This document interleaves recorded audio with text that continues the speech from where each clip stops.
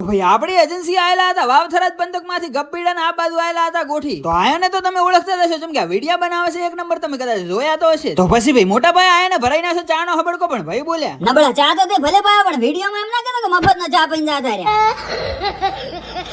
તો ભાઈ વાય ઠકણા આયાને કહી દીધા બાય બાય ને તો હવારના બોરમાં આપણે પહોંચી જતા આખડીની અંદર જેમ કે આપણે ભરાવાનું હતું ગુજરાત એમએલએ માં ફોર્મ. અલે સોરી ભાઈ એમએલએ નું નહીં ગુજરાત પોલીસ નું ફોર્મ ભરાવાનું હતું એટલે આપણે આવી જાય તાલુકા કચેરીમાં. હવે ઠકણ ભોણિયો બેઠેલો હતો તૂટેલી ખુરશી ઉપર પણ ભોણિયાને થોડી હળિયું કરી નાખી. अरे बाप रे क्या कर रहे हो तुम मैं मारूंगा तुमको